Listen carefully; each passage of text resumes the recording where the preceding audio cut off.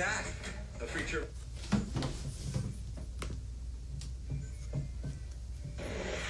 Join.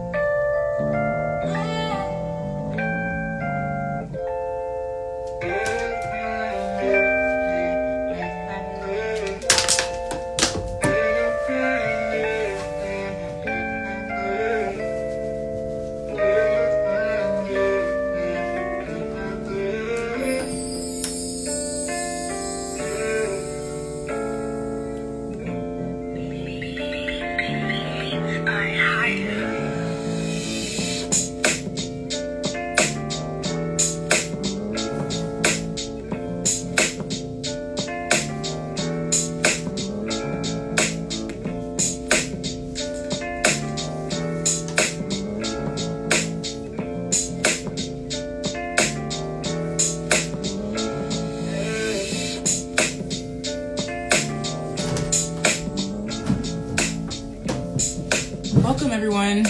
Good evening. How's everyone doing? Yay, Allison. Okay, I see your request. I'll bring you in a minute. Welcome Valerie, Miss TNT, April Sunshine, Don't Drink the Give Up Juice, Jazzy, Valerie. Who else? I am RD, Ardelia Jones. Welcome. Good evening.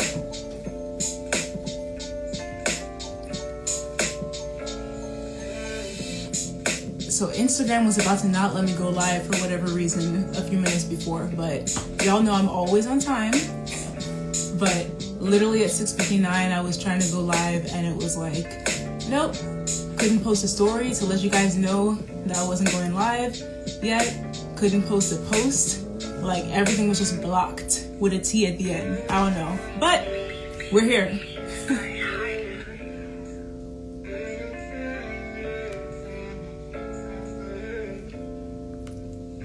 Welcome Sandy, how are you? We're gonna get started shortly. Yes, I see your request, Allison. I'm gonna bring you in shortly. I'm so happy to be interviewing our guest for tonight. Welcome, Elise. How are you?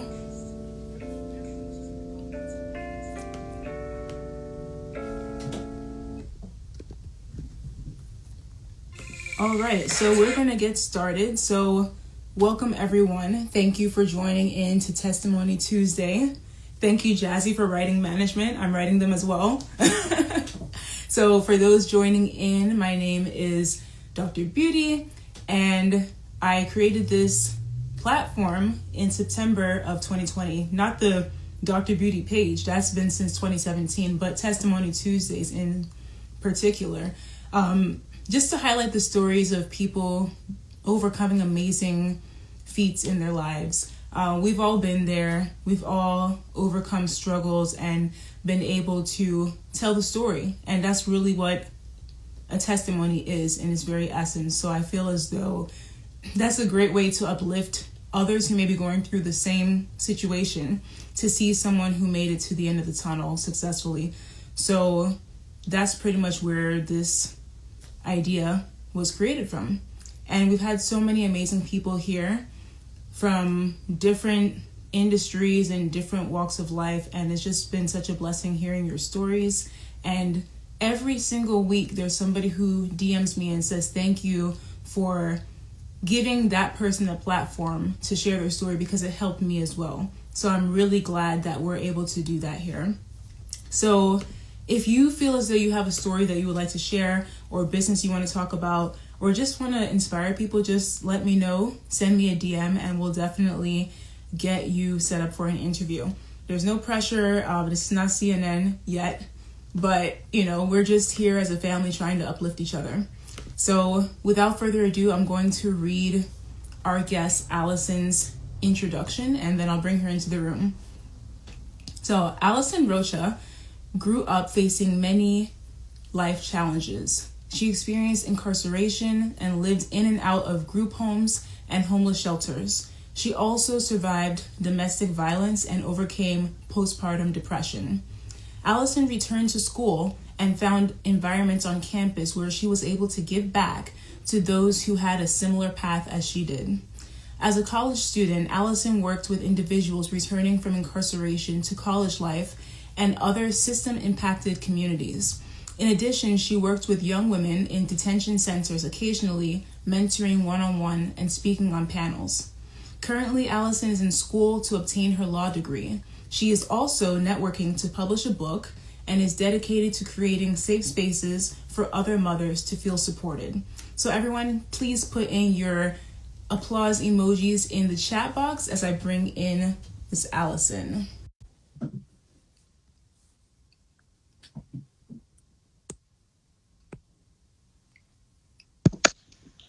Hi. How are you?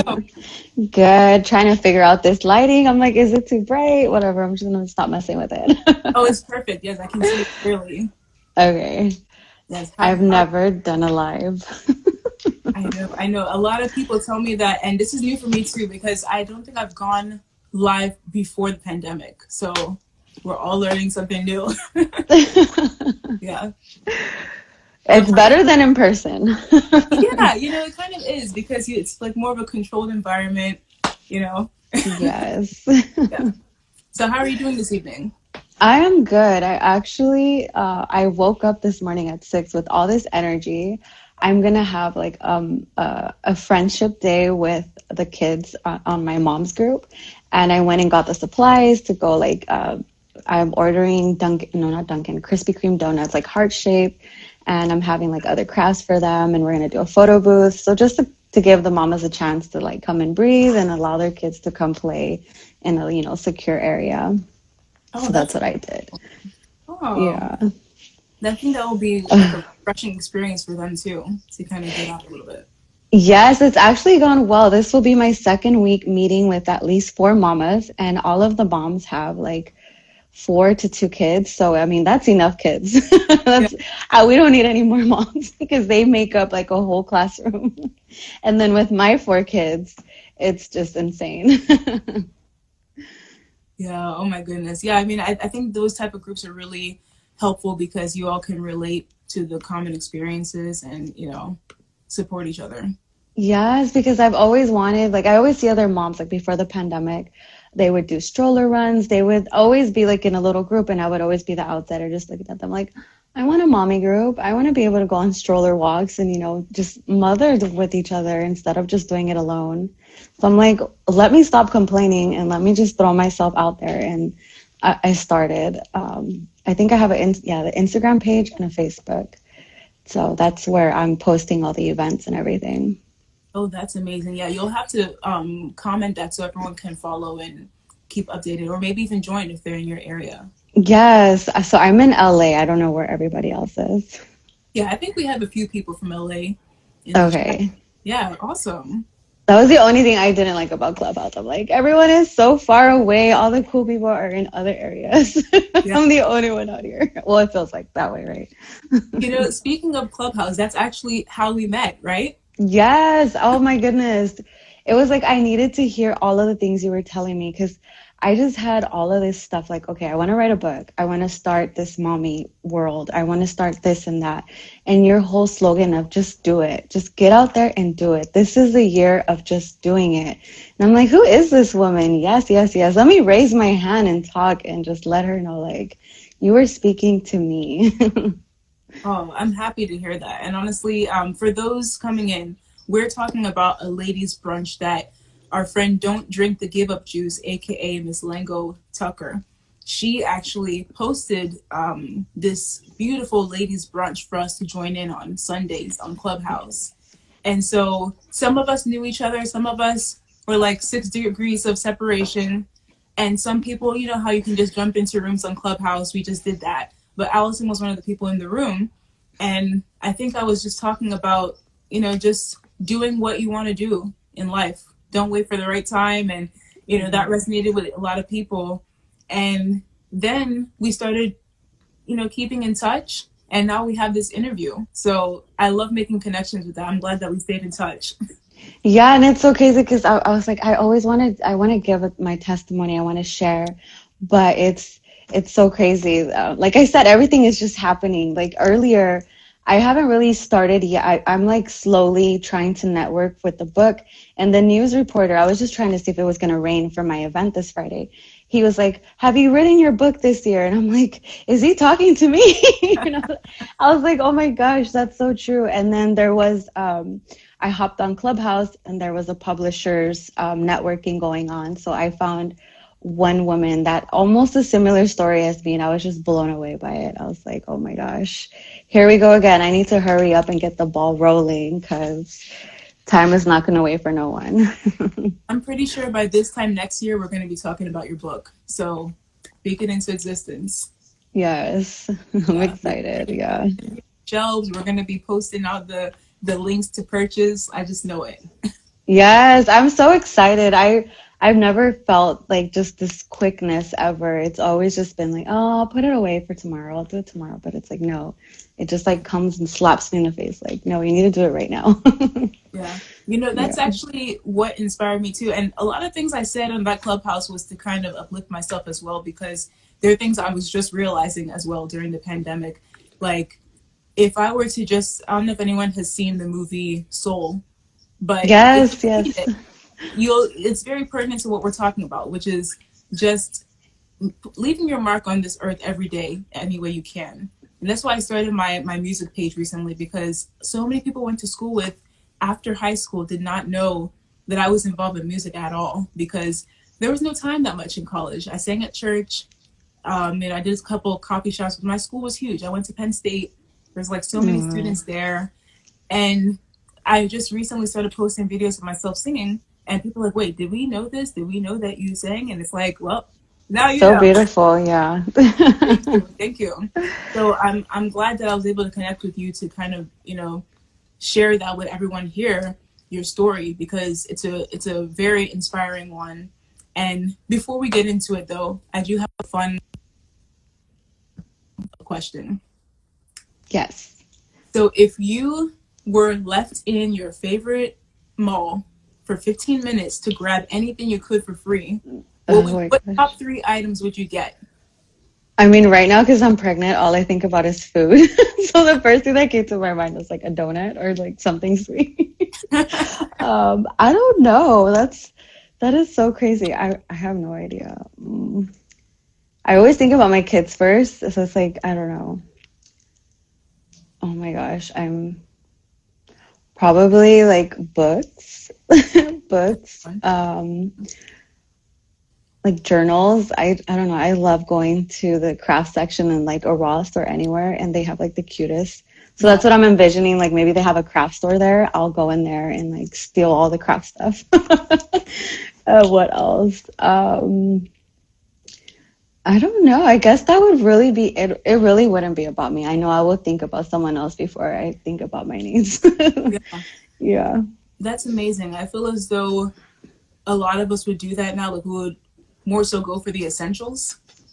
Yeah. You know, because especially seeing how things went with the toilet paper this year. And I still can't wrap my mind around that. I don't know. Why do we need toilet paper? I don't get that.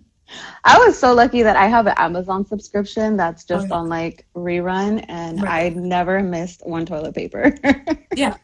Because I'm like, is there like something we don't know about common knowledge in terms of turning it into food or what? Because but it's so sad. It's like we don't know how to break that system. Like if we see someone doing it and it's like, oh, you get like a sense of panic of like wanting to also get in the loop because you want to feel involved.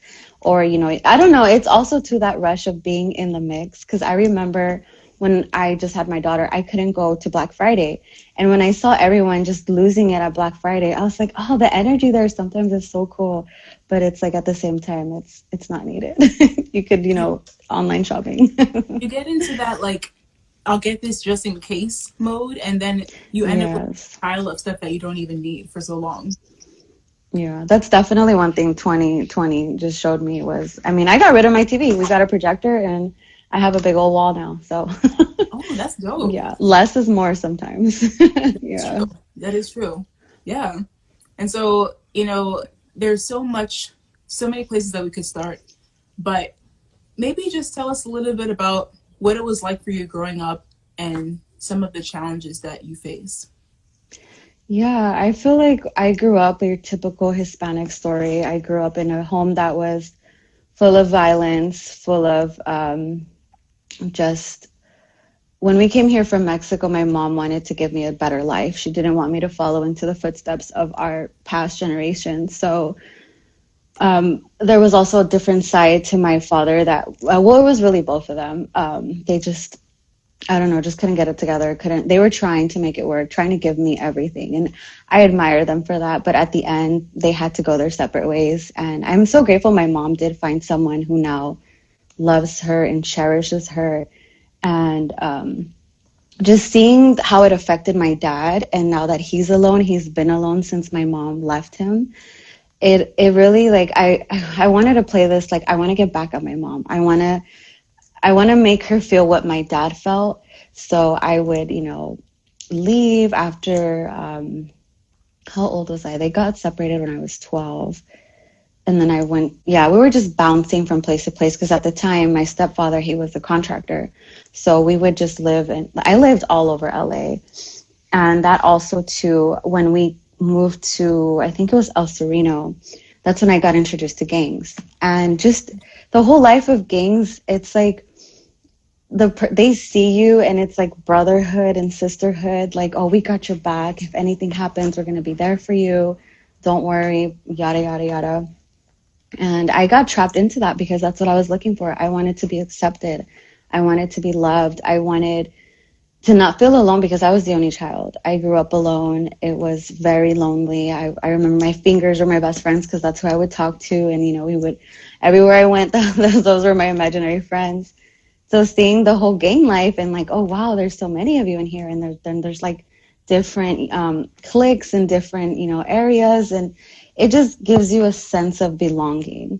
So that's where I picked up using inhalants. And inhalants really, I cannot believe what it's like to be addicted to something. And for you to finally understand that you're addicted, it's just so mind-blowing. I remember I overdosed at least like 3 times. I didn't care. I'm like, I'm not putting it down. This gives me a break from my chaotic life that I created. No one else did because my parents were very supporting. It was really just me seeking, I don't know, to play revenge on my mom. And ever since then, I was 12 the first time I went into jail. I'll never forget that. Getting your handcuffs, placed in the police car, them stripping you of your clothes and giving you, a number. And I know it's very different than adult jail. They obviously don't do the cavity searches or they don't do anything that extreme.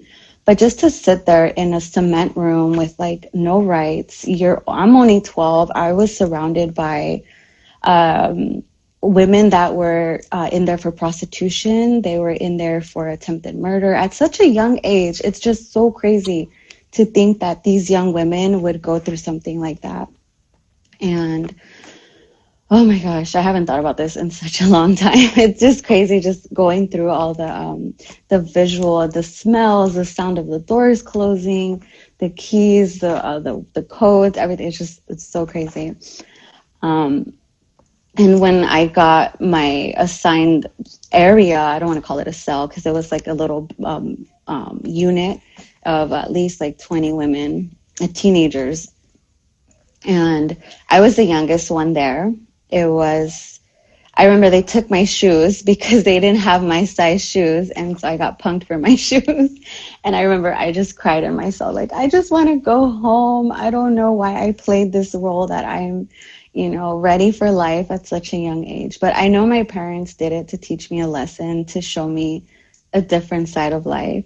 But unfortunately, I feel like it gave me a different avenue instead of trying to point me in the right direction, because I was like, okay, so you guys want to play that way, then I'll just play, I'm going to live my crazy life. So that was my whole childhood. Right. Yeah. And that's tough to relive. And, as you go back in your memory, all those sensations come back.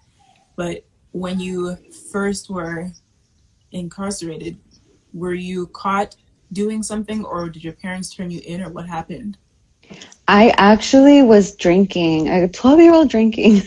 I was drinking with my friends, and my mom saw me ditching, and she was trying to catch me. She was pregnant at the time, and I ran on the bus, and I tried to get away from her. And I think when I had nails on, so my nails got stuck on her shirt, and she framed it or felt that I attacked her. And when she told my stepdad when we got home, he's like, I cannot have you assaulting your mother. You need to know, what happens to people when they want to hit others. And the cops came, and I got in an argument with the cops. Like, you guys are going to believe them. I'm like, you guys can't search me. I'm a girl. You need a female officer. And it was like, who was I at that time arguing with the cop? And I guess my stepdad told them, yeah, we don't want her. We want to press charges, and that's it. So they got me for assault and battery. And that was the first charge I had. Wow. Yeah. Yeah, and that's a very difficult age to go through that, because you're just coming into who you are, and the circumstances you were going through as well with your parents' separation must have been very difficult. Yes. It was just awful to see my father, his side, and then see my mom. I was, of course, super happy for my mother that she no longer has to endure any single, no more trauma, no more nothing. Like, my mom was freed. And now she had 2 kids with my stepdad, which I love. And they're the reasons why I'm where I'm at today, the inspiration that they gave me, seeing them, after, I calmed down and was in and out. Right. Yeah. That's good that was one positive thing that came out of their union, your mom and your stepfather, is that you got some siblings. That I know how that is, being a solo child, I'll say, and then being a brother or sister after some time is nice to be able to share those experiences with. It was. I felt like they lived with just a crazy roller coaster with me. Like, my mom just loves bringing up the stories. Like, remember when you jumped out of the car and it was still going, and your little brother, would tell you, no, don't go. I'm like, I know, don't remind me. It's like, it's funny in the moment, but it's like, it makes me sad, because those are images I carry with me. Like, a 13-year-old with all her luggage, just walking out of the house, about to take an hour bus ride because I don't want to be home. And my little brother comes out running in diapers, like, no, don't go, stay. I'm like, I know, So the age gap was pretty big between you? It was very big, yes. I think my oldest brother is 18 and my youngest one is 14. And I'm 28. I always forget how old I am. Yeah. After a while, we kind of forget, right? We're like, I have to ask my husband, I'm like, babe, how old am I? I don't know. No one ever asked me my age. Yeah. And so, I'm curious to know how everything fit in for you with school and progressing from adolescence to college. Just tell us a little bit about that journey for you. Yeah, okay. So after I went in at 12, I was in and out of the system.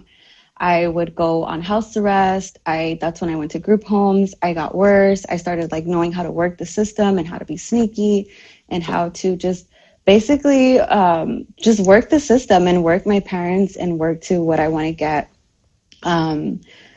Once I turned 16, I had my first child, and she truly is what opened my eyes. The last time I went in, I mean, I knew everybody's name, all the staffs. I even knew the men's workers there because when they transfer us to the courthouse, it's so crazy. They make you feel like you just committed murder and you're about to go on trial and get sentenced to death because they put you in an orange jumpsuit. They put the chains all around your waist. They handcuff you to your hands to the point where you can't even move. And I'm only like 15. They also they put braces or chains around your ankles. That was so painful because they gave us these like super cheap socks. And just to get out of the car like that, like for them to like yank on you and, you know, you walk, I want to say like 50 feet of like, I don't know what the room is called, but to get to the actual cell where you're waiting to hear the judge and just to see the tagging on the wall. And then you also see older boys and you get to see the regular adult lockups as you're walking through. So it was very just like, wow, like it was good and bad because it made me feel like this is actually kind of cool. I get to see the insides, but at the same time, it's like, this is sad. Like I should be at prom. Like I remember I wanted to run for prom queen, but I couldn't because I got locked up. There was always something going on. So once I had my daughter and the last time I was in there, the staff were just like, we don't want to see you back in here. I really hope, you know, because they would chat with me. They saw that I had a brain and I had bigger and better things for me than being inside. So my daughter really just opened my eyes. I was like, I don't want my child to go through this. I don't want her to have the same footsteps because it's like, it's up to us if we want to break the generational curse or do we want to continue it? So I was like, I want to break this. I wish it was that easy, but unfortunately I also endured domestic violence. Who would have known, right? The man that loves you. And oh my gosh, I'm like, who would have thought like, I am here. I once was a child on the door listening, you know, hearing my mom scream. Now I'm that person and my daughter's watching this and I'm trying to defend myself and still like keep a smile for everyone. So, and then I go and have another child. So I have two. When I turned 18 was finally when I got off probation. The judge was, I went in there pregnant. He's like, there's no need for me to send you back or try to do anything with you. I hope, you know, what better lesson than being a mother, right? So that's what got my head back in the game. So as I was enduring the domestic violence, when was it? After my son, no, I think it was with my daughter only. He threw her in the car seat. And I was like, you know what? When someone physically like puts their hand on their own blood, it's different when you hit me. Like, I get it, you know, we have attitudes and it's not an excuse, right? It's not a reason. But for a child, like what is like, why a child, you know? So I left. My parents, of course, couldn't house me because he was dangerous. He threatened to go up there and shoot up the place. And, you know, so the cops had to get involved. It was just so it was crazy. Again, it was like someone robbed a bank. There was like 10 cops there pulling us out, trying to get us into a shelter. I finally got into the shelter. I was in there. I saw other women and actually a little bit younger than me and some older than me. There was a woman that I'll never forget. She was blind because her husband poured bleach in her eyes.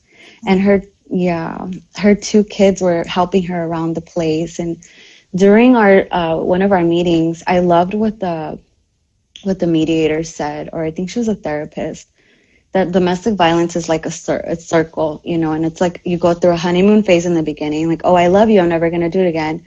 You fall out and you guys, you know, disrespect each other. And then you're back at, you know, what am I doing with you? Why am I here? And then you go back to the honeymoon phase. So I was like, dang, I'm in that circle right now and I don't want to keep rolling in it. But of course, what did I do? I called him like, hey, come get me. I love you. I want to give you a second chance. I don't want to be in here. I went back to him. I had another baby, the same thing. My mom, I think, was the one that came to visit me one day, and she has her own cleaning business. And I told her, I'm like, I need work. I need to do something. I remember I was on Craigslist trying to see if I can clean houses or watch someone's kids. I couldn't find anything, of course. It was like, who's going to hire an 18-year-old? So my mom tried to touch and reach out for my hand, and I pulled my hand back. I was like, oh, my hand hurts. And why does my hand hurt? Because I was trying to defend myself, and he pushed my hand back. So, oh my gosh, I don't want to cry, but it's just like crazy. I haven't thought about this stuff in such a long time. So my mom just touched my hand, and she just like grabbed my mom is very different. She shows her love by kind of like telling you how it is and keeping it real with you. So for this woman to be affectionate like this towards me was something I've never had as a child, because my mom was just a strong woman that if you don't have, like, you can be limbless and you can still be working. That's the type of mentality that my mom had. So for her to do that, it just broke me. And she's like, you don't need to go through this. We're here for you. I know you think whatever of us, we had our differences, but come home. Your home has always been open. Just come home. And I really sat on that, because I'm like, I've never felt my mom's hands like that. I never felt her love. I'm like, this is probably, how God gets through us, right? How he uses others in our lives to reach and physically touch us. Because now that I'm thinking about it, I'm like, that's what that was. Yeah. And I got my stuff. Of course, typical morning in the house, calling me out of my name to get him a towel. And I'm like, nope, I'm going to pack my stuff. I'm out of here. And I left. I didn't look back. It was really hard, because till this day, I sometimes blame myself, like, what if I would have stayed? What if I would have given him a second chance? What if I would have heard him out and went through his addiction with him? I'm like, there's no future in that. I saw it with my own family. I saw it in the homeless shelters, the domestic violence shelters. There's no excuse. People are going to do what they want to do. And if they truly want to do something, they will do it and they will get it together. To this day, I feel awful to, even like share, but he's still in and out of prison. My kids have only seen him once. My husband now, I made the awful mistake of introducing them to him once, and my son was just broken. He's like, I thought he was my dad. I thought he was my real dad, because my husband came into their life when he was only 5 months, and my daughter was 2. I'm like jumping all over the place. Okay, but then when I went back with my mom to her house, that's when we had the conversation of, you need to get back to school. You need to get a job. We are here for you. Whatever it is that you need, let us know. My parents also were very big on helping other single mothers. And there was 2 single mothers that they were helping at the time. So I didn't have my room. I was in the living room. So that was the first time I got postpartum depression, because I had just had my son. And it was just crazy to, at least I'm not getting hit, right? At least I have a safe place. At least I have food. At least I have someone now that truly does love me and wants the best for me. That's the only thing that kept me going in the morning. So I looked up my community college. I got in there. I always had this desire of joining the military. That was one of my biggest dreams that I wanted to do. Like, I wanted to go into the Marines. Just being around the environment I grew up in, and some of the staff were actually like Marines, or they were ex-Navy or ex, something, but it was related either to police or the military. So that's how I met my husband. I wanted to join the Navy, but he unfortunately told me, you need to give up custody of your children. And I'm like, yeah, I can't do that. I can't give up custody. That's all I have. Like, I might be, what I am, but my children, I literally have fought for them to keep them, and I can't just give them up. Yeah. So he also encouraged me, like, okay, well, if you don't want to go this route, at least finish your degree and then come back. But I mean, after that day, we were inseparable. I was on the phone with him for hours, and then like one thing led to another, and then 7 years later, we're married. Wow. Yeah. That story is amazing. I know, I'm like jumping all over the place. It doesn't even matter, because the thing is, you're reliving it, and that takes a lot of strength. That takes a lot of strength to share with everyone. One thing I wanted to ask is, where did your kids stay? When you had gone back to prison, were they with your parents, or what happened with that situation? Well, no, once with my daughter, I was released from my probation, so I was no longer on probation. Oh, good, So good, the judge closed out my case. Yeah, and good. that's yeah. Yeah, this was before I gave birth to my daughter, Right. I Okay. think. Yeah. And just so people can know, because I know there are a lot of movies that touch on domestic violence, maybe some books, but were there any signs that you noticed in the relationship that it was going that way, even before they told you about the cycle, the honeymoon phase, and all the different phases that happen? As sickening as it sounds, and I always feel like the women always say this, oh, it's my fault. He put his hands on me. But I guess just the personality that I have, I would get up. He's like 6 feet something.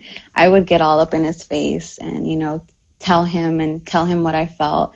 So I don't know if that gave him like the opening of, hey, you want to act like a man, then I'll treat you like a man.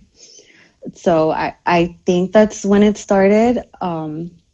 But prior to that, I would have never imagined in a million years, like if me sitting here today, that if you would have told me this when was with him before he laid hands on me, that, hey, he's going to lay hands on you and you're not going to be with him anymore, I would have laughed. Because I remember I got locked up one time and I wasn't with him. I had a panic attack they put me in, I forgot what they call it, the box. They call it the box because you're literally in like a super small room where it's just the bed and the toilet is literally like at your toes and then like a window. And I was in there just freaking out because I was like, I don't have him. That's how sick I knew that he had me. And I was becoming just so addictive because I just had that in me, that addictive personality of I forgot what they called it. I actually found a book, Codependency. There you go. Yes, I suffered from that. Mm. Yeah. So it just blew my mind. I was like attached to him. Like I would have never thought in a million years that we would be broken up. Yeah. Right. And I like that you said that a lot of women may think that is their fault, but never, ever, ever is it okay for a man to put his No. hands on a woman or vice versa. I mean, if it's in their personality, that's what they're going to do. There's nothing that you should blame yourself for sparking that. It's just a lot of people are very good at hiding that part of themselves until Yeah. it just comes out of nowhere, unfortunately. Yes. Yeah. It's crazy. Yeah. And even when you went back home and you had to go through the postpartum depression, what were some things that helped you endure and get over that phase? It's weird because it all happened in the morning. Like it just wanted to steal my joy. It wanted me to remain on the couch and not get up and be a horrible mother. It's so sad for me to even admit this, but I physically hit my daughter with closed hands when she would not act right. Like I will never forget the image where I left her, like all right here was just bruised, and I look back at that and I'm like, wow, there's no excuse. There's nothing you can say but that I was sick in a way because I was again showing and acting out instead of addressing it and not taking it out on innocent souls. Um, so just the affirmations of I gotta get up, I gotta do this, regardless of what comes into my way. I can just push it out. I'll look at it later. I have to keep moving forward. The more I sit here, the more I allow myself to feel sorry for me. No one's going to come here and hold my hand and pick me up off the couch. It's going to be me and my will to be a better example for my children. Hmm. So that's what helped me to get the ball rolling. Like I said, I remember I filled out the application online. I didn't know what I was doing. I of course signed up for like a bunch of bogus classes because I didn't have a college counselor guiding me through the community college system, nor how to work FAFSA or how to work any like where do you want to go with yourself, like where do you see yourself, what do you want to do. I just knew I just had to do it. Like I'm like, I'll fix it later. Yeah. Yeah, and you know, this is a clinical diagnosis that many people may not know, that sometimes you actually have to get medical treatment. You may need to get antidepressant therapy. You may need to get in support groups. It's a very real condition that a lot of women, Yeah. unfortunately, we try to downplay it and say, you know, it's just the normal motions. But after a certain period of time, it It's becomes something that you really have to give help for. And I'm glad that you were yeah. able to overcome that, and That recognize. was the first time. Yeah. So the second time, I'm obviously a lot older. I didn't have the birth I wanted to. And I blame myself for rushing my body, rushing everything and not listening and waiting and being patient again. This one was like so much harder because I couldn't even sleep in my room. I couldn't see my room. I couldn't see the birth center. I felt like if someone passed away, I couldn't have anything brought up. I didn't want to see my maternity pictures, nor anything. I didn't want to see anyone. I even played with the idea of maybe if I'm not here anymore, I won't feel this pain, which the devil's a lie because that's not true. Everyone is going to feel that pain now, not just you. So I think I lasted this time like 3 months or 4 months and like heavily like crying every day.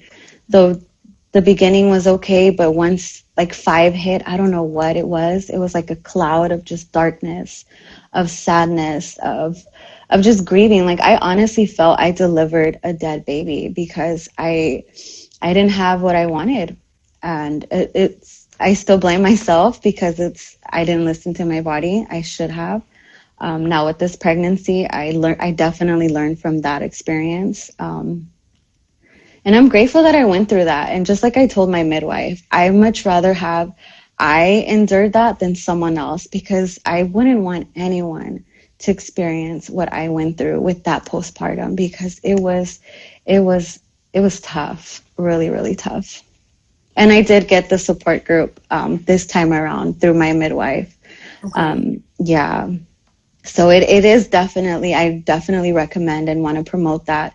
The moment you feel it, you feel like, hey, where's my happiness? Where's my laughter? Where's my sense of wanting to be a mother? Get into that support group. There, a bunch of my friends sent me links. Even if you're not like a person to go out there and meet someone. I mean, obviously now we're looking at different times.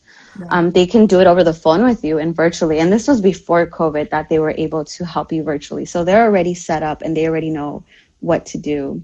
Mm. Yeah, I'm just glad. I didn't even know this existed because as a teenager, it went over my head that it was postpartum. But then going back to it, I was like, that was postpartum. And I'm like, that's so crazy. No one was there that time to help me but myself. Well, and God, right? It's just crazy. Yeah, I'm so glad that you got with that support group because it is more common than a lot of people think. And Yeah. like you said, just being able to have that introspection of knowing when you're starting to feel that depression or anxiety. It can be hard at times to admit that to ourselves because we may feel as though we're coming short in terms of what we're supposed to do in our lives. But things happen that affect us that we may not be able to focus on. And that support group allows you to talk about that with people who are going through the same thing. Yeah, and to this day, I have those mothers in my life, and I'm so grateful for them. So I kind of felt like I needed to go through that in order for me to have the relationships I have now. Right. Yeah. And how about your family? I'm sure I see a few of them in the comments sharing their love. Um, Oh, I'm like, I'm not trying to read because I know I'm gonna get all shy. yeah, I'm sure they played a supportive role for you during this time. What was it like going through this and having them there with you? You know what? I feel so embarrassed. I distance myself. I always called myself the black sheep of the family. because all of my cousins had it together. They had this is the lies I told myself, right? Growing up, I was like, they have a perfect life. They have everything going for themselves. They were not locked up. They don't have a record. If they wanted to do anything, they could go ahead and do it. I unfortunately couldn't because I had a record. On top of that, I don't know. But with my family, I just distanced myself. I'm like, they're how do I even say it? Again, just the black sheep of the family. That's the only way I can label myself when it came to them. But now that I let that go and face masks, can y'all do taper fades? That's fine. I'm gonna save anyways. I just wanted for the taper fade. Cause I'll look at the mask. I think the sound went out. But okay, I appreciate it. Thank you. All right, thank you. I'll see you in a few. Thank you. Hello? I'm still on the. Can you hear me? Hello? I don't know. Okay, can you hear me? I guess my headphones. Yeah. I was like, that is not Allison's voice. Okay, no problem. No problem. I don't know. Where did I leave off? Where did it cut me off? I think you were just talking about how before you kind of isolated yourself from your family, but now you have a different perspective. Yes. So now I stopped making excuses and I reached out to them and let them know and met up with them, and they're all parents now, which is so beautiful. And I'm like, I missed out on that. I missed out on seeing them pregnant and being there and asking them, like, do you need anything? How can I help? So I'm trying to now make up for lost time. Right. Yeah. That's amazing. I'm glad for that, because it's not always perfect, but at least you have that support and you've opened yourself up to receive it. Yes, I recognize that. And then growing up, like I said, I'm like, I don't know why I labeled myself that.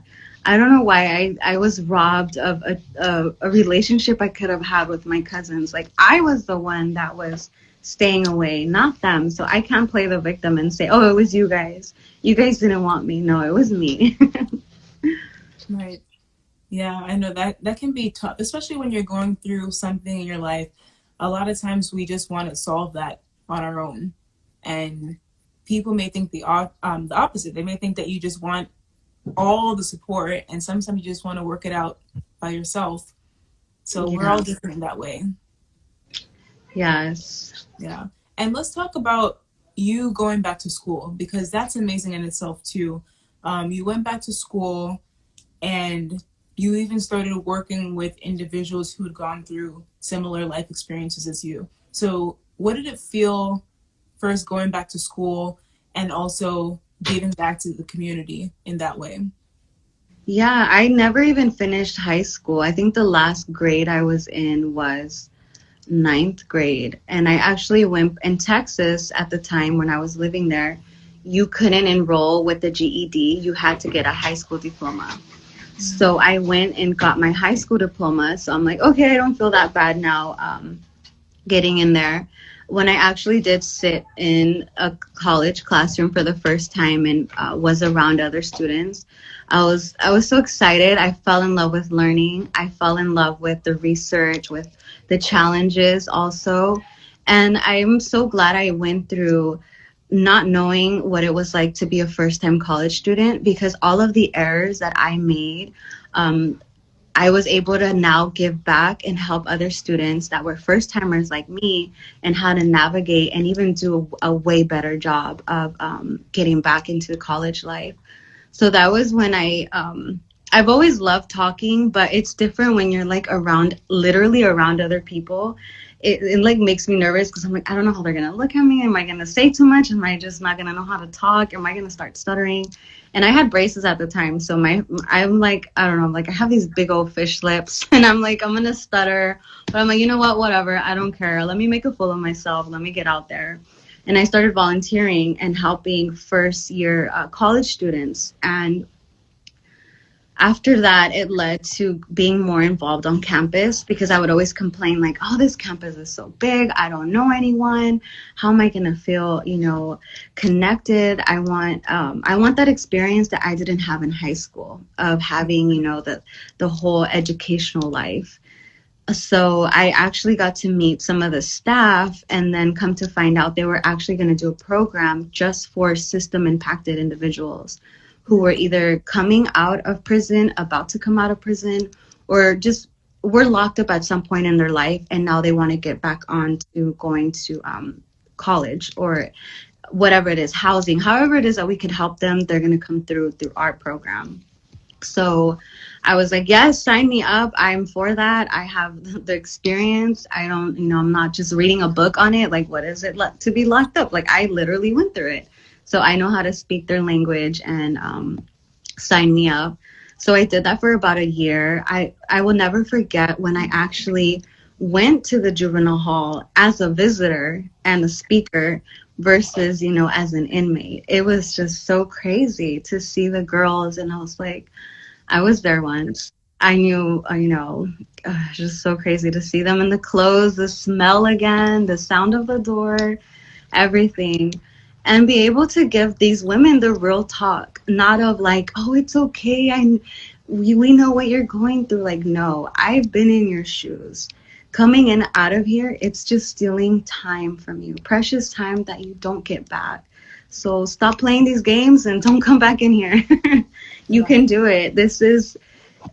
I'm like, it's kind of good because it shows you a different side to life that if your freedom is taken, sometimes some of us are so hungry to replace it all back. Or are you going to stoop lower and not want to continue? So that's what I told the ladies. I'm like, you guys have two choices. It's either A, you're going to get up and do something, or B, you're going to sit here and waddle and not do anything with your life because there ain't no free handout out there. No one's going to tell you, what do you need? How are you feeling today? You need to wake up, 6 a.m. wake up call. No, none of that. Once you're done, once you're 18, if you want to continue to real gel, some of my friends told me the stories, the awful stories, and that was enough for me to like get it together. Like, I don't want to go into adult jail. I'm okay. So yeah, that's what I was doing before COVID. I was speaking and hosting the same groups, and we would check in with them. How can we help them find housing? How are they going in their classes? Basically for them not to fall through the system, because college life is a whole nother beast. If you don't know what you're doing or what you're looking for or who to speak to, the overwhelming of all the things to do can get to someone and they can just give up and walk away if they don't have that support. So like I said, I was so happy that I went through the struggle alone when I went back to college. Yeah. You know what? That, especially what you said about going back to the detention center, previously there as an inmate and now as a speaker and advocate for these young women to get back on the right track is just so inspirational. And it just really magnifies the point that we need more of these mentorship programs in these schools. Because there's a lot of kids that aren't even living at home. They might be living at shelters and going to school, and they don't have that mentorship. They don't have anybody to tell them that they can do what they want to do in life, and that they don't have to be in gangs. They don't have to do drugs. And even if they don't have the financial means to get to college, there's scholarships available for them. There's so many ways for them to achieve what they want to. So I'm really happy to hear that you were so involved in that. And are there any particular stories that really you were able to relate to when it came to mentoring these young ladies? I didn't know. That's what I kept hearing. I didn't know. I'm like, I didn't know either until I went through. Yeah. So it was, again, them slipping through the cracks. No one's going to check in on you. You have to be your own advocate. And sometimes being brown and black, that's like a whole nother world. It's like gold into some communities, because I know Harvard and other Ivy League school favored us over, the others, because we have such a unique and different story that it's good to mix it in and make it a little bit more better than to see, you know, the typical. It kind of reminds me of Zootopia. I don't know if you ever seen that movie. I did. So when all the little hamsters are coming out in suits and they're all gonna get the popsicles from the fox, I feel like that's just everybody else. And it's like, no, us brown and black sisters and brothers, we're meant to stand out and do a lot because we have a card that not we don't acknowledge it. We allow the world and the system to dictate it, but it's like, no, you can break it and you can be, you know, that American Black Express card, and there is no limit to what you can do. Yes, I like that. We need to make a shirt with that slogan. Yes, all the way. Yes. Wow. Yeah, you know, it kind of reminds me of a book I read in middle school called The Pact, and it was basically these 3 young African American men who made a pact that they would all become medical doctors. They went through hell in their lives. And they made it. But it's those stories of the trials and tribulations of our lives that really push you forward to get there, but also, like you said, make you stand out in the crowd. And also it allows God to use you as an instrument to help others. That's like the best part about it. Yes, it truly is. Yeah. Wow. Crazy. That is amazing. And that's, you know, that's something that those ladies will live with forever, because someone's telling them how it is, that's been through it and has made it to the end of the tunnel and has succeeded, went back to school, raised your kids, got married. You know, you provide a light for them. Yes, that was a whole nother beast, but yes, I love it. I much rather deal with them than to be, I'm just grateful. I am honored to have gone through all of that stuff, crazy and bizarre as it sounds, but it made me who I am. And also so I can push other women around me who are going through that. Like, it's a season, just like, you know, it's going to rain, just like the California weather. You have a sweater on and then 2 seconds later you need to pop out an umbrella. That's just how life is. And you have to come or it's going to take you. Yeah. That is true. We have to stay ready at all times. And speaking of which, you know, with the education and everything, I mean, you have also gone back to school to pursue your degree in law. Yes. And you're in talks with publishing a book. So please give us all the details on that and what inspired you to pursue that path. Yeah, originally I was doing the LAPD route, but I got injured, and it just kind of seemed like a theme in my life where I was about to get into the background investigation, about to sit down with the detectives, and boom, something would happen. I'm like, you know what? This is God. God is telling me this isn't for you right now. Continue your education. We're blessed where we can survive on one income. And, you know, we have enough and more. So I stuck with the lawyer just because you always need one. We're always getting played. There's always a wolf out there ready to eat our people. I don't know why. And this throughout the whole 2020, it's like, if I only had a lawyer. And I'm like, I'm almost there. I got you. Don't worry. I'm almost there.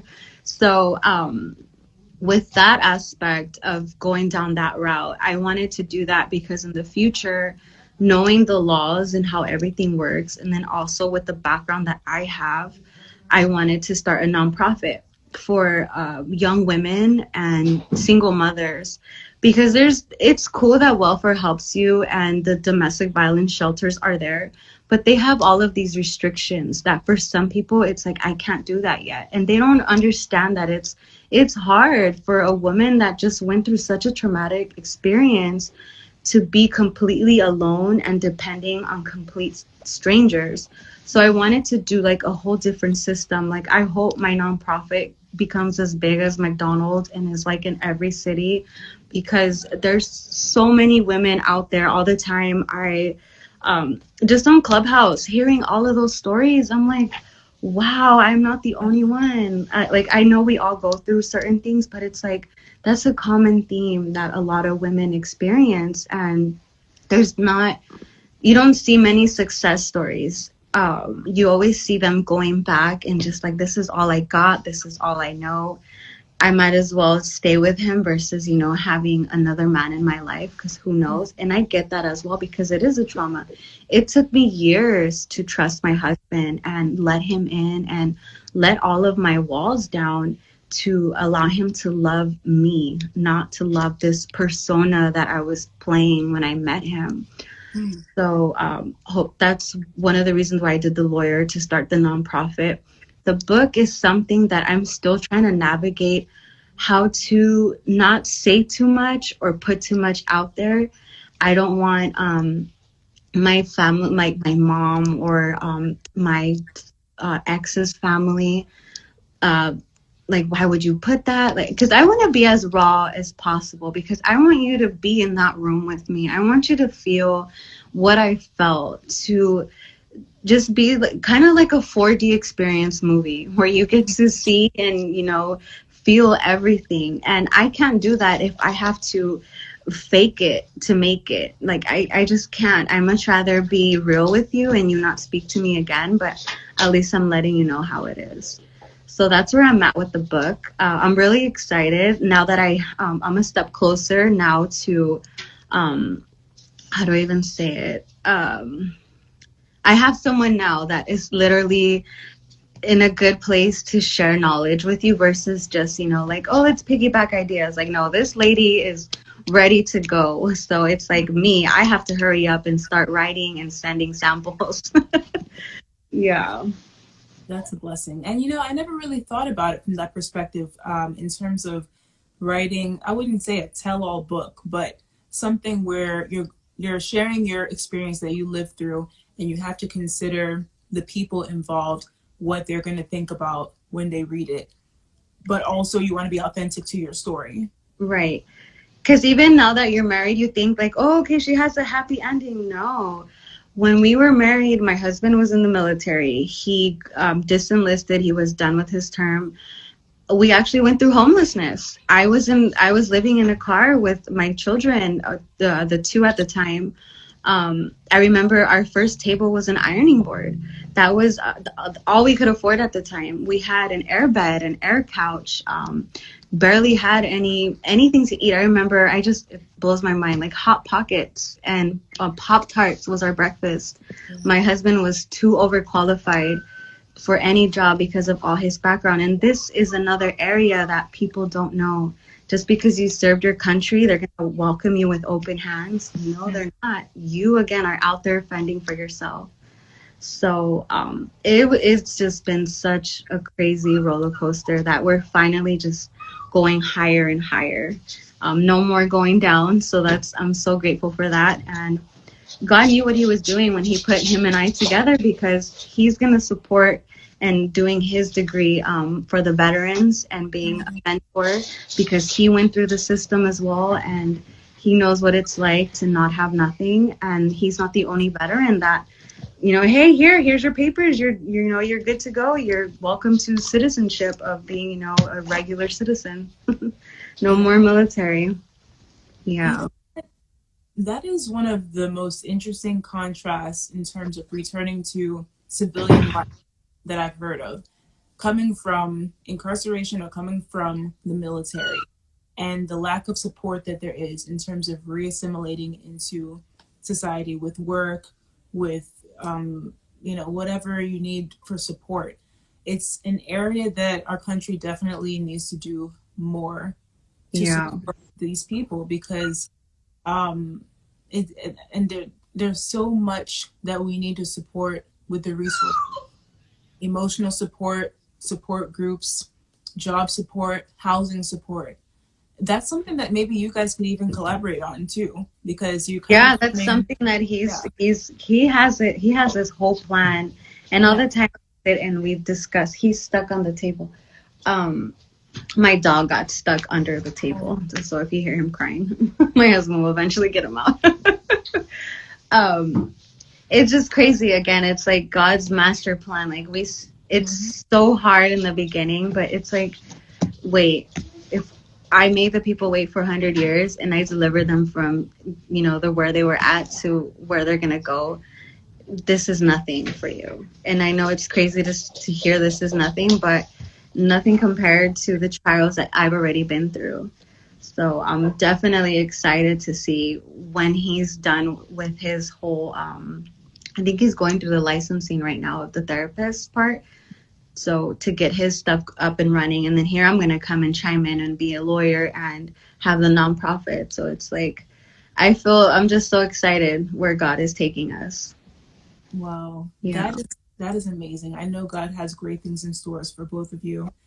And, one thing I would want to ask too, because there might be somebody going through any part of your story, whether it's with the wrong crowd, or maybe they were recently out of the system, maybe recently out of the military, or maybe even trying to go back to school with kids. At any point in your story, they can relate to that. So what is the best piece of advice that you could give to anyone who is trying to overcome any struggle like that and move to the next level? I had wrote it down. Where is it at? Like, what are you gaining by staying where you're at? What are you gaining? Yeah. Because a lot of times we think that, I need to have someone to help me. I need to know who to network with. And it all starts with you having a plan, even if it's just journaling or writing it out. You need to get up and do something. Sitting there, and you can have all of the wonderful ideas that you can dream of, whatever. But if you don't put pen to paper, if you don't stand up and walk out of that door, walk out of your house, even if it means, because I know right now, COVID, we can't really go anywhere. Some of us are working from home. To just wash your face, put up your hair, get ready, make your bed. I don't know what it is about having your bed made, but when you look at it, it's like, I did something today. I made my bed, I can go sit on it and type, and they can see my beautiful pillows, whatever. Whatever is going to get you going, what's best for you. Not everyone's plan. I was a victim to this. I kept trying to compare myself to the people that have like these elaborate schedules, and they fit in time from like 6 a.m. to 8 p.m. They have their whole day planned out. And it's like, life doesn't work that way. You need to be able to adapt and take whatever's being thrown at you. Because if you don't, you're always going to have these excuses, and you're always going to be waiting for somebody else. So that's yeah. That's perfect. That's perfect. It's living with intention. It's asking yourself, what is the ends to the means, so to speak? Why am I doing what I'm doing? When we kind of just go through the motions, we get lost, and we tell ourselves that we don't have enough time to do what we've always wanted to do. But like you said, just put pen to paper and start writing out where you can start. And just take that first step. And that's literally what I did. Even if you make a fool of yourself and you go and you do things backwards, hey, at least you did something, versus you just laying there like, I'm going to do it tomorrow. What are you going to have to fall on? How are you going to learn? And in order for you to help somebody else, you need to also go through something, because you're going to appreciate it and you're going to come out that much stronger. Because if it's easy, I kind of think of the kids that just are born into wealth. They don't know what it's like to really have a job, to really need something, because they have everything given to them. So it doesn't look the same, and they're not going to appreciate it as much, That's something I always like to tell my kids. Like, you guys have to be just grateful where you're at. And what happened yesterday, leave it in the past. It's over and done. Have your pity party. No one's telling you not to, but don't stay in it. Don't continue to go fall into those sheets and cry, because no one's gonna, yes, they might pick you up, but there's only so much someone can do for you. Yeah. That's true. That is true. Mm-hmm. And, we The irony of life is there might be a lot more people who are willing to have that pity party with you than to celebrate the success that you go through. That's the tea. Yeah. And it's so crazy because sometimes when I have conversations or I try to help others, they don't want it. And it's just so crazy. Like I'm giving you, like I would even do it for them sometimes. And it's still like, oh, I didn't finish the process of if it's like signing up for school or if it's like finding daycare. Like I'm the one out here calling the centers. All you got to do is show up and sign the paperwork, and that's it. I did the hard part, which was finding people, but I don't want to do that right now. I'll do it tomorrow. So it's like, all right, we have to accept too that sometimes we don't want to change, and some people are okay with that. And for me, I realized that I had to break off and distance myself from some of those friends because, again, I don't want to fall into old habits, because it's if someone truly wants to do something, they're gonna do it. No excuses. Yeah, That's true. And sometimes what's holding us back is the fear of, are we going to make it or not? But you kind of just have to throw yourself in there and take that risk, because you'll never know unless you try. yes. That was that. I feel like that was just the theme of my life. Like I've always, even as a teen, like just do it. Just throw yourself out there. Oh well, don't. Who cares about the consequences? But now it's like that mentality is still there, but it changed. Right. Yeah. Honestly, I can't even tell you how grateful I am for you to share your story with us, share all the wisdom that you've gotten over the years, because going through experiences that you did, you've really reframed your perspective on life and also impacted so many people along the way who have been through similar situations. And I've seen so many comments. I peek every now and then where people are like, this story is amazing. I'm so inspired. You've definitely touched a lot of people out there tonight. So I really appreciate you being here, being vulnerable, and trusting us with your story and letting us know where you're at now and where you've been, because I know that's not easy to relive, but you're such a strong person to do that and to put that out there. So thank you so much. Yeah, you're welcome. Yeah. And do you want to let anyone know any pages that they should follow in terms of the women's group you were talking about, or how they can get involved with mentorship? With the mentorship, I have to, that was my friend who sent me all that information for the postpartum. He had such amazing resources because that's his degree. He's actually going to be an addiction specialist.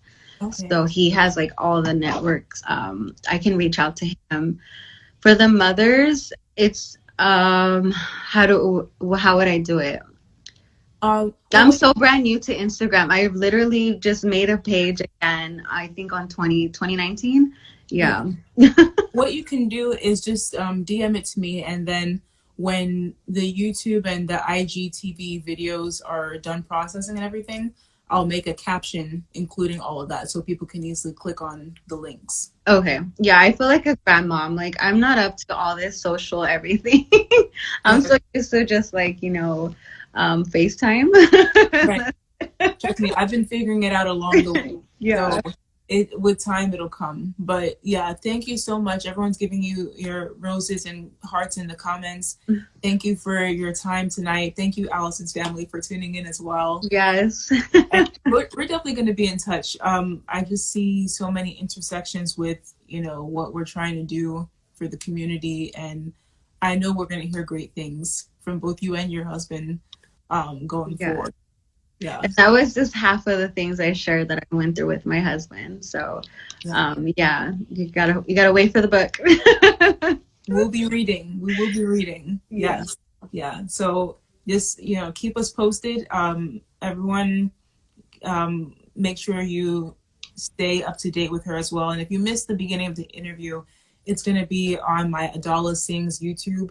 I'm going to download it and post it on Dr. Beauty. I'm having issues going live from there, but it's also going to be here on this page. So you can go back to the beginning and listen to the story because it's absolutely inspirational. Okay. I'm like, I don't want to watch it because I'm like, I don't want to see myself. No, you already did your job. Now everyone who, had to work or for whatever reason missed it, they can go back and watch. Awesome. Okay. Yeah. So thank you so much, Alison, for your time, and we're definitely going to be in touch. And thanks for everyone tuning in to this episode as well.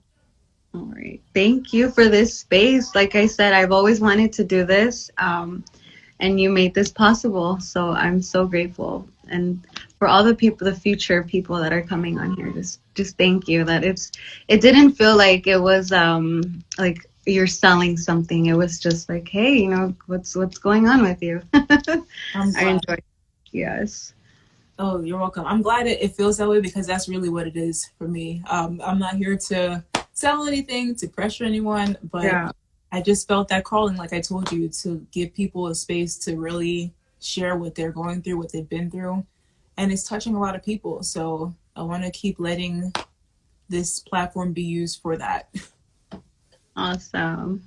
Well, I'm going to take that up because I always want to do a YouTube page and just like have daily vlogs, but I'm like, I'm too shy. Like, I don't know. I'm not shy. It's just weird. Like, I don't know. Another thing that I just got to do it. Yeah. Honestly, do it. Don't worry about what anyone thinks. Don't worry about the, subscribers or whatever. You're going to touch someone out there. Word's going to travel. That's how I started mine. I was like, you know what? I feel like I have something to say. And even this page, I had my regular Instagram where I was just posting pictures. And I was like, no, I want to have a separate space for that where I can inspire people and, talk about other things. So if you feel that calling, go with it. You're meant to do it. Yeah, I just feel like it's amazing just to see what it's like for a mom of 4 and now 5. And then I have a dog. And then it's like my dog just broke his leg. We were in TJ trying to fix it. So it's always something crazy that's happening in our life that I'm like, man, if we were to have like the Kardashians and a camera follow us everywhere, people would be just freaking cracking their heads off because it's so funny, all this stuff that God just puts in my path. It's beautiful, and it does give me motivation to just do it. What are you waiting for? Yeah. No, like how many times people say, oh, my life should be a movie or it should be a TV show. Just take out the camera and press record. And just do it. You never know. You might be the next viral YouTube family. So yeah. And that's what I think that we go into this, because with the book, it's like, I'm not trying to be the bestseller. I'm not trying to be the next Kim Kardashian if I do my YouTube channel. Like, I'm not trying to be one of the, what are they called? Influencers. No, I just want other women that are out there who are struggling like I was or am with their kids and inspire them. Like, there's no such thing as perfect days. Those posts you see of those women like, oh, I'm out here with my coffee and I'm getting it. Okay, but do they see those tears, girlfriend, at 6 p.m. when your kids are driving you insane? No, they do not, because you're not going to post that or talk about that. So I'm like, maybe I need to do that. I need to share my messy house, my, dirty this or whatever it is, because life is not perfect. And in social media will tell you, your life is nothing compared to someone else, because look at all the good things they got going, So I definitely want to break that whole perfect influencing world that it's here temporarily, but it's not going to last forever. What is, it's what's inside here and what's up here. That's what I tell my kids all the time. Yeah, amen to that. That's so true. And more people need to see that and resonate with that imperfect side, because nobody's perfect, 1. 2, like you said, everyone's just going to post the perfect parts of their lives. Even when it comes to, getting degrees or getting that job, no one's going to show you all the trials and tribulations they go through. But when you do post that, people can relate, and they're not going to feel like, okay, what happened in between? You're bearing that all, you're being vulnerable. So that's going to take you a long way, being authentic. Yes, and that's kind of too why I made that separate page on my other account, was to post posts like that. I'm just trying to, because another mom brought up like the whole privacy issue, because I'm like, if I make the profile private, I feel like not everyone will be able to see it, and I don't want to make it private for that reason. I guess I just won't post pictures of the children's faces. Like I can put it to where their faces are hidden if that would make them more comfortable. But that was something that didn't even cross my mind until one of the moms brought it up. Yeah. Things get complicated when it comes to that, privacy and all of that. But as long as everyone's on the same page, you can figure it out to where everyone will be comfortable with what's going to be on there. Yeah, and that's what I'm about. I'm about respecting everyone and making sure that they're good so I can be good. And yeah, that's how it goes. Yeah. Well, when you do have that information, send it my way. I'll post it for everyone to follow. The support group, the nonprofits, everything that you're working on, because we want to support that. That's what this community is all about. Everyone in here has been supported from day one. So each week we have new people as well, and they stay on because they like what we're doing here. We're all about uplifting each other. Yeah, that's amazing. Well, I'm currently pregnant now. I'm going to pop in April, and then I go back to my degree in August. So, I mean, I have 6 years ahead of me, but I'm not giving up. You got this. Yes. You got this. Excited. Go ahead. Yeah. If you come this far, there's only up from here. Like you got this wholeheartedly. Yeah. Like I'm excited. Like I said, I love what God throws at me, whether it's good or bad. I'm ready. Yeah. So I mean, he put that thought in your mind to pursue this degree, and it's going to be completed, and your book and all the other awesome things that you have planned. My dog is being a baby. He wants me to hold him. Oh, hello. With his broken leg. Oh. Well, thank you so much. I don't know how you end this thing. Do I just hit the X or will it just go off? Yeah, you can hit it or I can hit it. But yeah, thank you so much for your time. Greetings to your family, your friends, your children. Thank you so much for your time. Thank you. All right. Bye. Bye. All right, everyone. So thank you for tuning in. If you would like to be a future guest, let me know for your interview. I literally have had people from the food industry, as you saw last week, people from the arts, people from healthcare, people writing books. If you have something that you want to promote, let me know and you can be a guest on here. Or if you've just overcome personal trials in your life, let me know. And you can view this episode on AdaolaSings on YouTube. It's just all in one. Or you can watch it on Dr. Beauty probably later tonight or tomorrow. I'm going to download it off of AdaolaSings and put it on Dr. Beauty so that you can see the comments. I'm having trouble streaming from there. And it's also going to be here on Instagram. So multiple ways to watch it. So thank you again for your support, for your time, for being supportive, especially of the guests and not being judgmental. It's such a safe space for everyone to just talk about their life journeys. And I hope that someone was positively impacted by Alison's story. And yeah, thank you so much for tuning in to another episode. And we will be seeing you next week. All right. Good night, everyone.